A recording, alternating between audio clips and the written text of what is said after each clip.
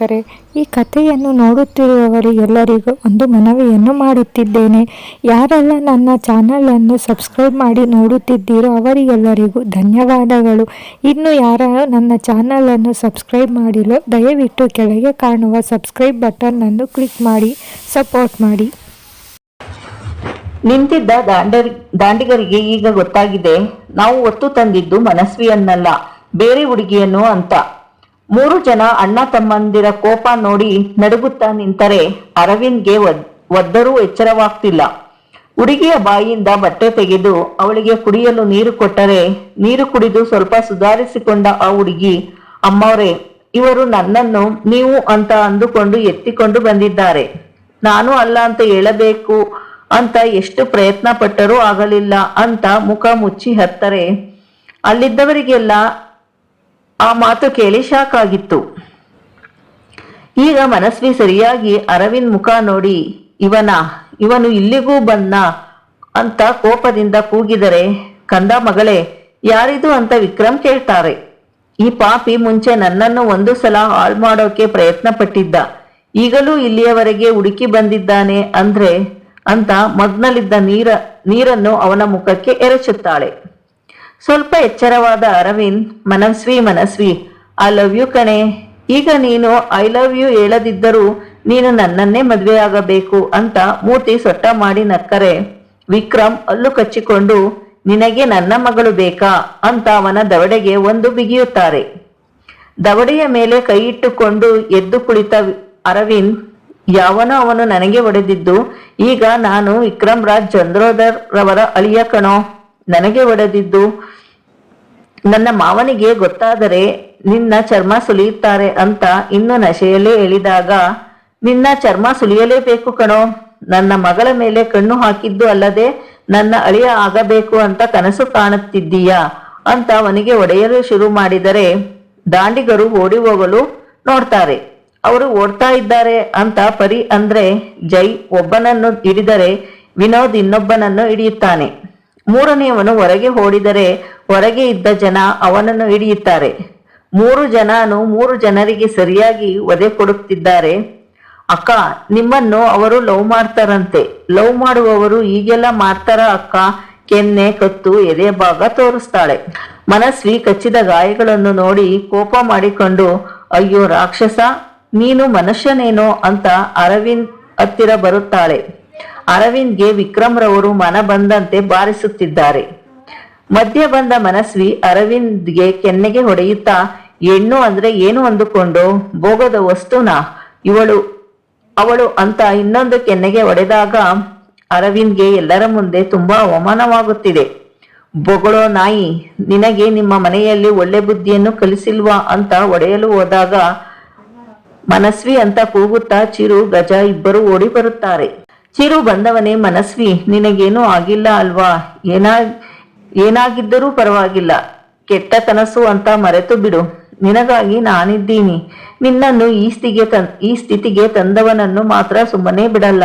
ನೀನು ಹೆದರಬೇಡಮ್ಮ, ನಾನಿದ್ದೀನಿ ಅಂತ ಅವಳ ಕಣ್ಣೀರನ್ನು ಒರೆಸಿ ತಬ್ಬಿಕೊಂಡು ಸಮಾಧಾನ ಮಾಡುತ್ತಿದ್ದವನು ಅರವಿಂದ್ ನೋಡ್ತಾನೆ. ನೀನಾ ನನ್ನ ಮನಸ್ವಿಯನ್ನು ಮುಟ್ಟಿದ್ದು? ನಿನ್ನನ್ನು ಅವತ್ತು ಬದುಕಲು ಬಿಟ್ಟಿದ್ದಕ್ಕೆ ಅಲ್ವೇನೋ ಇವತ್ತು ನನ್ನ ಮನಸ್ವಿಯ ಮೇಲೆ ಕೈ ಹಾಕಿದ್ದು ನೀನು?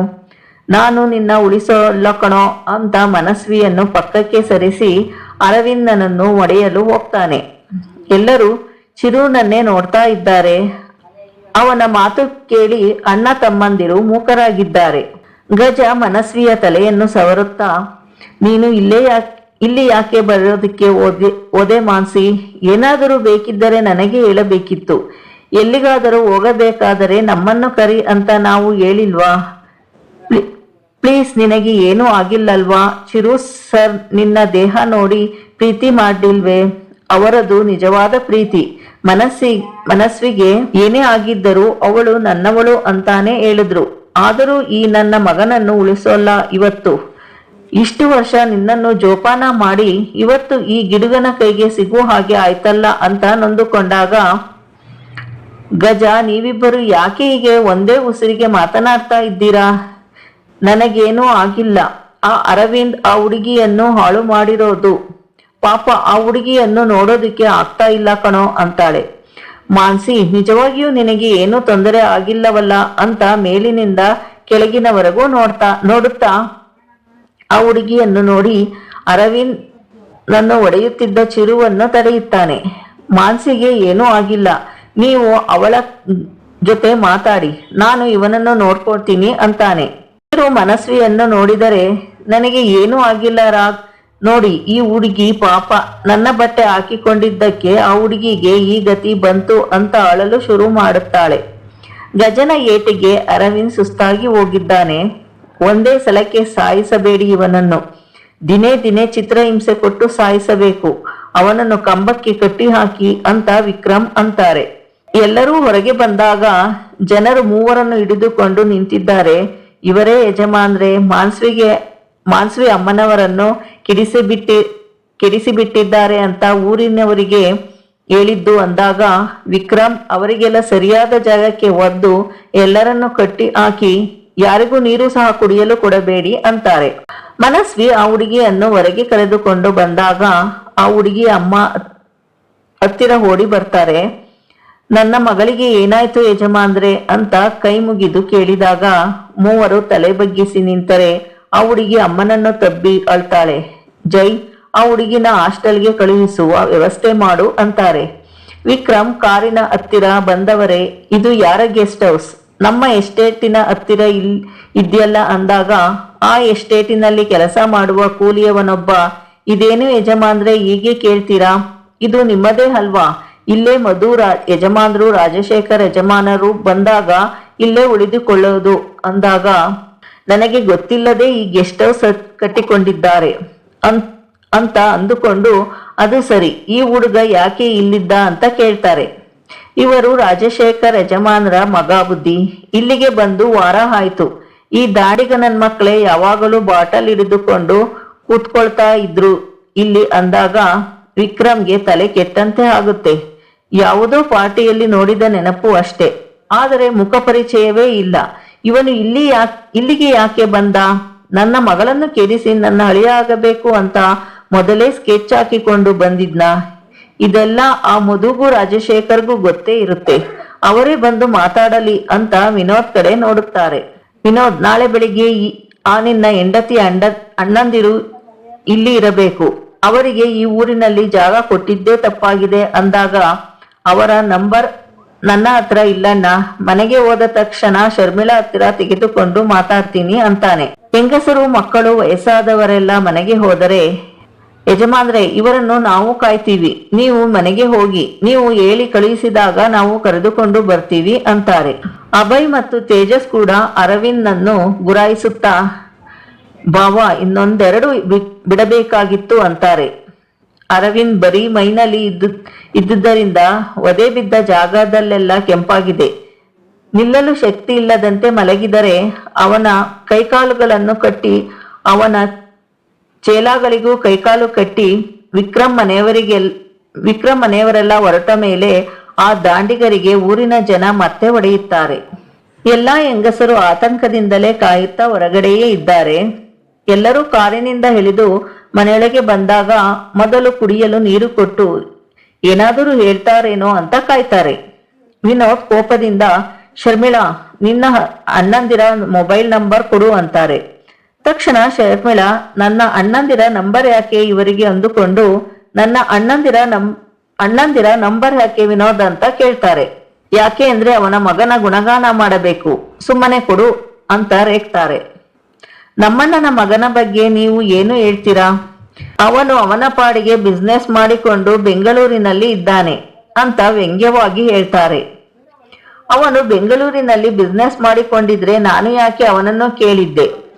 ಅವನು ಈ ಊರಿಗೆ ಬಂದು ಆಗಲೇ ಇಬ್ಬರು ಹುಡುಗಿಯರು ಬಂದಿದ್ರಲ್ಲ, ಅವರಲ್ಲಿ ಒಬ್ಬ ಹುಡುಗಿಯನ್ನು ರೇಪ್ ಮಾಡಿದ್ದಾನೆ ಅಂತಾರೆ. ವಿನೋದ್, ನಮ್ಮಣ್ಣನ ಮಗನ ಬಗ್ಗೆ ಯಾಕೆ ಸುಳ್ಳು ಹೇಳ್ತೀರಾ? ಅವನಿಗೆ ಆ ಕೂಲಿಯ ಮಕ್ಕಳನ್ನು ರೇಪ್ ಮಾಡುವಂತ ಗತಿ ಇನ್ನೂ ಬಂದಿಲ್ಲ, ಸರಿಯಾಗಿ ಮಾತನಾಡೋದನ್ನ ಕಲೀರಿ ಅಂತಾಳೆ.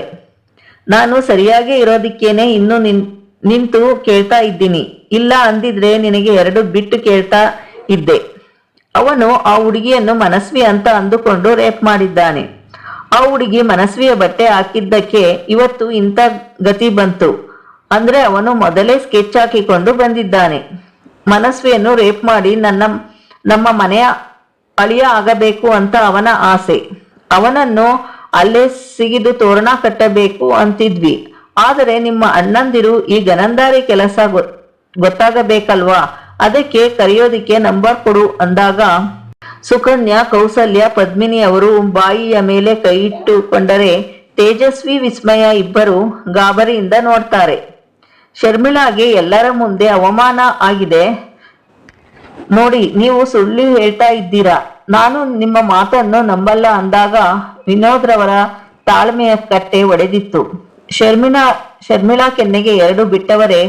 ಏನು ಗನಂದಾರಿ ವಂಶ ಇವಳದು, ಇವಳ ಅಣ್ಣಂದಿರು ದೊಡ್ಡ ಮೋಸಗಾರರು, ನೀನು ದೊಡ್ಡ ಸುಳ್ಳುಗಾರ್ತಿ.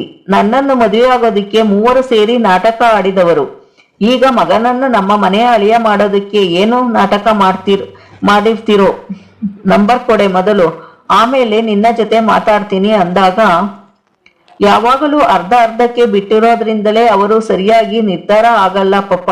ಮಾವಂದರಿಗೆ ಕಾಲ್ ಮಾಡಿ ಅಮ್ಮನ ವಿಷಯ ಪೂರ್ತಿ ಮಾಡು ಅಂತ ವಿಸ್ಮಯ ಅಂತಾಳೆ.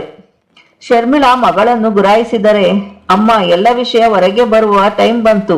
ಇನ್ನು ಎಷ್ಟು ದಿನ ಅನ್ಯಾಯ ಮಾಡಿದವರು ಬದುಕೋದಿಕ್ಕೆ ಆಗುತ್ತೆ ಹೇಳಿ ಅಂದ್ರೆ ತೇಜಸ್ ಅವಳ ಬಾಯಿ ಮುಚ್ಚಿ ರೂಮಿಗೆ ಕರೆದುಕೊಂಡು ಹೋಗ್ತಾನೆ. ಬಿಡು ಅಣ್ಣ, ಬಿಡು ನನ್ನನ್ನು. ಅವರನ್ನು ಅಮ್ಮ ಅನ್ನೋದಕ್ಕೆ ನನಗೆ ನಾಚಿಕೆಯಾಗ್ತಿದೆ. ಈಗಲೂ ತಪ್ಪನ್ನು ತಪ್ಪು ಅಂತ ಒಪ್ಪಿಕೊಳ್ಳಕ್ಕೆ ಆಗಲ್ಲ ನೋಡು ಅವರಿಗೆ ಅಂತ ವಿಸ್ಮಯ ಅಂದಾಗ, ನನಗೂ ನಿನ್ನ ನೋವು ಅರ್ಥ ಆಗುತ್ತೆ ವಿಸ್ಮಯ. ಆದರೆ ನಿಮಗೆಲ್ಲ ಹೇಗೆ ಗೊತ್ತು ಅಂದ್ರೆ ಹೇಳೋದು ಕಷ್ಟ ಆಗುತ್ತೆ. ನಾಳೆ ನಿನ್ನ ಮಾವಂದಿರು ಬಂದಾಗ ಸಮಯ ನೋಡಿ ಅಪ್ಪನಿಗೆ ವಿಷಯ ತಿಳಿಸೋಣ. ಅಲ್ಲಿಯವರೆಗೂ ಸುಮ್ಮನಿರು ಅಂದಾಗ, ಆಗಲಿ ಅಣ್ಣ, ಇದೊಂದು ರಾತ್ರಿ ತಾನೆ, ನಾಳೆ ಅವರಿಗೆ ನಾವೇ ಗತಿ ಕಾಣಿಸೋಣ ಅಂತ ಶರ್ಮಿಳಾ ಮೊಬೈಲ್ ಹಿಡಿದು ಅಣ್ಣಂದಿರಿಗೆ ನಂಬರ್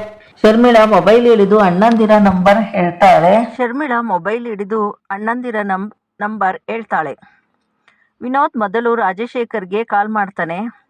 ರಾಜಶೇಖರ್ ಮನೆಯಲ್ಲಿ ಕೂತು ಮಗನ ಬಗ್ಗೆ ಯೋಚಿಸುತ್ತಾ ತಮ್ಮನೂ ಸಹ ಮಾತು ಕೇಳ್ತಾ ಇಲ್ವಲ್ಲ ಅಂತ ಕುಡಿಯುತ್ತಾ ಕುಳಿತಿದ್ದರೆ ಮೊಬೈಲ್ ರಿಂಗ್ ಆದಾಗ ನಂಬರ್ ನೋಡಿ, ಯಾರಿದು, ಗೊತ್ತಿರುವ ನಂಬರ್ ಇದ್ದ ಹಾಗೆಯೇ ಇದೆ ಅಂತ ಅಟೆಂಡ್ ಮಾಡ್ತಾರೆ. ರಾಜಶೇಖರ್ ಅಲೋ ಅನ್ನುತ್ತಿದ್ದಂತೆ, ನಾನು ವಿನೋದ್ ಮಾತಾಡ್ತಾ ಇರೋದು. ನಿನ್ನ ಮಗನನ್ನು ಜೀವಂತ ನೋಡಬೇಕು ಅಂತಿದ್ರೆ ನಾಳೆ ಬೆಳಗ್ಗೆ ಊರಿನಲ್ಲಿ ಇರಬೇಕು, ಇಲ್ಲ ಅಂದ್ರೆ ನಿನ್ನ ಮಗನ ಮುಖವೂ ನಿನಗೆ ಸಿಗೋದಿಲ್ಲ ಅಂತ ಹೇಳಿ ಕಾಲ್ ಕಟ್ ಮಾಡ್ತಾರೆ. ಇದಿಷ್ಟು ಇವತ್ತಿನ ಸಂಚಿಕೆಯಾಗಿದೆ. ಮುಂದೆ ಏನೆಲ್ಲ ಆಗುತ್ತದೆ ಎಂದು ಮುಂದಿನ ಸಂಚಿಕೆಯಲ್ಲಿ ನೋಡೋಣ.